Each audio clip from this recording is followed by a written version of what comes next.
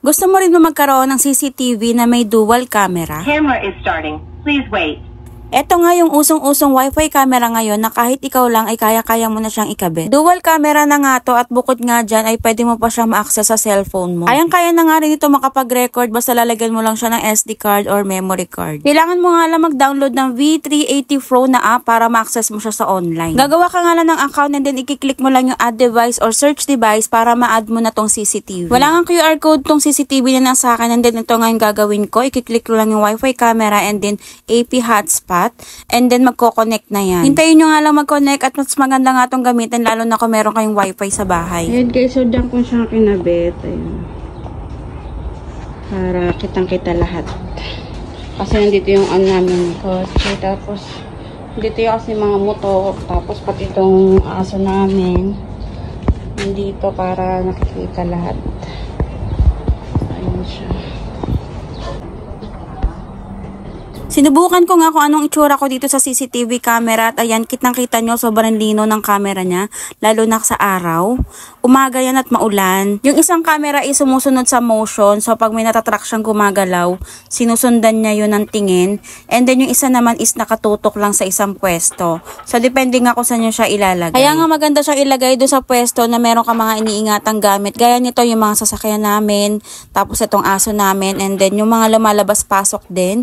Nakikita rin dito kasi sumusunod nga siya. Ayan o, kusa siyang umiilaw kapag may dumaan na tao. Ayan o. Ayan yung ilaw o. Diba? Naka-auto siya, auto mode. Ayan yung asawa ko sa gate. Sumusunod sa kanyang camera. Ayan o. Diba? Kusa siyang umiilaw. Pwede nyo siyang isetting na naka-on lang yung light niya. Ayan, light. Tapos on lang. Ayan o, naka-on lang siya. Tapos pwede nyo rin siyang patayin. Off lang, off. Ganyan. Tapos auto kapag merong taong dumadaan. Naka-auto siya. Pwede naman siyang galawin. Ayan, pwede nyo siyang paikutin. Ayan, para kita lahat. Dito sa setting kasi, pwede nyo siyang, ayan, motion track. Ayan na. Click to guard position. So, ang guard position ko na siya dun sa may, dito sa bandang daanan. Para in case na walang gumagalaw, dun lang siya pupunta lagi. Lagi siya lang naka-guard doon. I-on nyo lang yan dyan. Ayan. Kung may nakita kayong meron tao na ali-aligid dyan. Pwede nyo pindutin yung alarm. Then image setting, pwede nyo siyang auto. Pwede nyo siyang black and white. Ayan o. Pwede siyang black and white na ganyan. Pwede rin full color.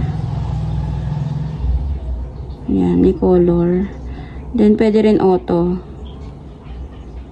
Siya na bahala kung gusto niya mag black and white or full color. Ayan guys, nakita niyo yung pusa o. Sa taas siya ng kulungan ng aso namin.